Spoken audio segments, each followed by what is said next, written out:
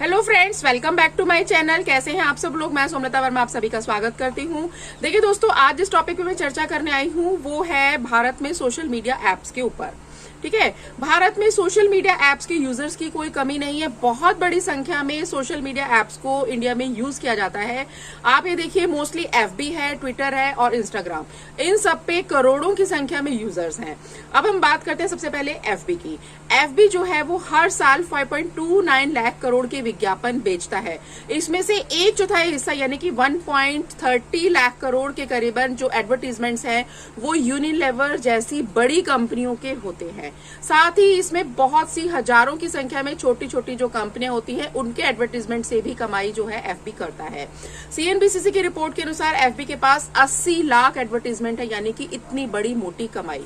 लेकिन इस कमाई पर अचानक से ब्रेक लग गया है। कैसे, यही जानने की आज एक छोटी सी कोशिश करते हैं। एफबी और एफबी के मालिक जो मार्क जुकरबर्ग हैं उन दिनों बहुत ही ज्यादा बड़ी टेंशन्स में हैं। क्यों? क्योंकि कंपनी के खिलाफ कैंपेन एक चल रहा है। उन पर आरोप ये है कि एफबी अपने प्लेटफॉर्म पर एक नफरत फैलाने वाला, हिंसा फैलाने वाला या वैमनस्य फैलाने वाला कम्युनिटी में जो है वो कंटेंट परोस रहा है और फिर उसकी अपनी चांदी कट रही है। इसके बाद बहुत ही बड़ी बड़ी दिग्गज कंपनियों ने एफबी को विज्ञापन देना बंद कर दिया।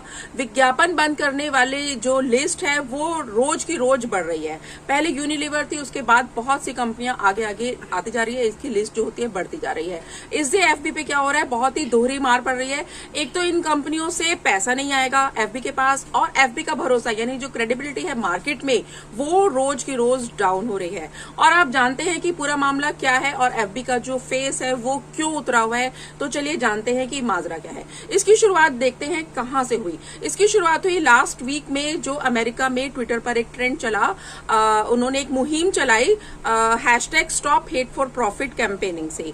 उसमें उसकी शिकायत करने वाले, उसमें क्या था उनका मेन जो कंटेंट था, मेन उनकी शिकायत का जो था परफॉर्मा वो क्या था कि जो एफबी पे कंटेंट दिया जा रहा है, यानी कि जो वीडियोस पोस्ट किए जा रहे हैं, जो पोस्ट किए जा रहे हैं, जो आर्टिकल्स उस पर पोस्ट होते हैं, उन पे आरोप था कि एफबी जो है अपने प्लेटफॉर्म से नफरत फैलाने वाले आर्टिकल्स को, नफरत फैलाने वाले पोस्ट को और वीडियोस को प्रमोट कर रहा है और उनके कंटेंट पर कोई सख्ती नहीं कर रहा। चाहे वो रंग हो, भेद हो, जाति धर्म के आधार पर कंटेंट कोई भी जा रहा था, लेकिन एफबी उनके ऊपर कोई भी अपने तरीके से कोई रोक नहीं लगा रहा था, जिससे कि समाज में वैमनस्यता फैलती जा रही थी। और क्या था कि वो एफबी जो है सिर्फ और सिर्फ अपने पैसा कमाने पर ही कंटेंट पर जोर दे रहा था। ये कैंपेन चला अमेरिका में एक अश्वेत जॉर्ज फ्लॉयड की हत्या के बाद। वहां पर एक श्वेत पुलिस वाला ने जॉर्ज फ्लॉयड की हत्या की। उनकी गर्दन को तब तक दबाया जब तक कि उनका मर्डर नहीं हुआ। और जब ये मामला सामने आया तो इसका विरोध हुआ और विरोध आज तक भी जारी है। इस मामले में एफबी पर ये आरोप लगे कि उन्होंने जो हत्या हुई थी जॉर्ज फ्लॉयड की, उससे संबंधित सभी आर्टिकल्स को और पोस्ट को और वीडियोस को इन्होंने बढ़ावा दिया। क्या चाहते थे अभियान चाहने वाले, ये पॉइंट्स मैं आपको थोड़ा से बता देती हूँ। इसमें सबसे पहले ये था कि नफरत और हिंसा फैलाने वाले जो कंटेंट था उस पर रोक लगे। दूसरों को नुकसान पहुंचाने वाले जितने भी कंटेंट है उस पर कब तक पैसा कमाने की जो मुहिम है, बड़े बड़े जो प्लेटफॉर्म्स हैं वो कब तक आखिर पैसा कमाएंगे। रंग, नस्ल, जाति के आधार पर भेदभाव झेलने वालों के खिलाफ एक अलग नीति बनाई जानी चाहिए और नफरत फैलाने वाले मामलों में एक पारदर्शिता को बताया जाना चाहिए और ये बताना चाहिए कि कितने ऐसे मामले सामने आ रहे हैं। और इसके बाद आगे क्या हुआ, जो कैंपेन चलाया गया #स्टॉप हेट फॉर प्रॉफिट, उसके ऐलान के बाद बहुत सी कंपनीज ने एफबी को बॉयकॉट करने का एक जो मुहिम स्टार्ट किया, उसमें अब तक 160 से ज्यादा कंपनीज ने एफबी को टाटा बाय बाय कर चुकी हैं। आप ये देखिए कि 26 जून को रोजमर्रा का सामान बनाने वाली एक बहुत बड़ी कंपनी यूनिलीवर ने बॉयकॉट करने का जो ऐलान किया और उन्होंने ये कहा कि 2020 तक के लिए वो एफबी के एड पर रोक लगा रही हैं।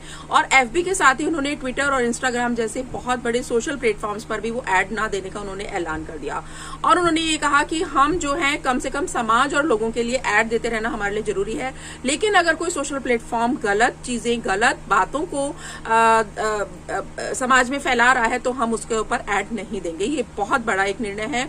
आप ये देखिए कि यूनिलीवर के बॉयकॉट करने ऐलान होने के बाद शेयर मार्केट में एफबी की जो वैल्यू होती है वो बहुत ही डाउन हो गई, एकदम से गिर गई, बहुत ही ना बल्कि बिल्कुल कहना चाहिए कि खत्म हो गई, क्योंकि यूनिलीवर एफबी को हर साल 1890 करोड़ रुपए का जो प्रॉफिट देता था, यानी एक इतनी बड़ी मोटी मोटी कमाई जो थी वो एक झटके में बंद हो गई।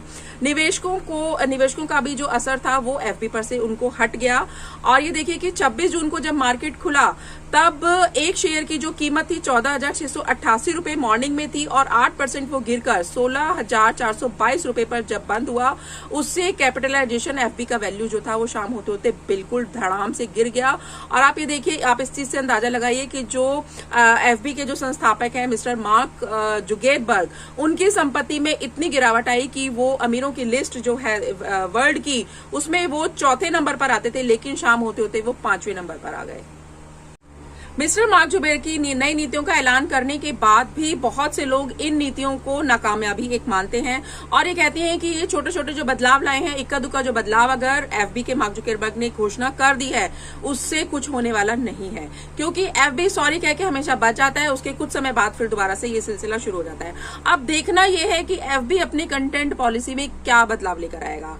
अब आप अगर मेरे इस वीडियो से सहमत हैं कि एफबी में कुछ चेंजेस आने चाहिए, इंस्टाग्राम पर कुछ चेंजेस आने चाहिए, ट्विटर पर कुछ चेंजेस आने चाहिए, तो प्लीज कमेंट बॉक्स में जाके आप मुझे जरूर बताइएगा कि अगर आप मेरी बात से सहमत हैं या नहीं है। अगर असहमत हैं तो उसमें क्या बदलाव आने चाहिए वो भी आप मुझे बताइएगा। आपके विचारों का मैं समर्थन करूंगी और उसके ऊपर मैं एक नया वीडियो भी बना सकती हूँ रिव्यू देने के लिए। और आप जाते जाते मैं आपसे एक बात कर दूं, अगर आप मेरे चैनल पर न्यू हैं तो प्लीज मेरे वीडियो को सब्सक्राइब करना मत भूलिएगा और अगर पुराने हैं तो प्लीज कमेंट जरूर दीजिएगा। Thank you.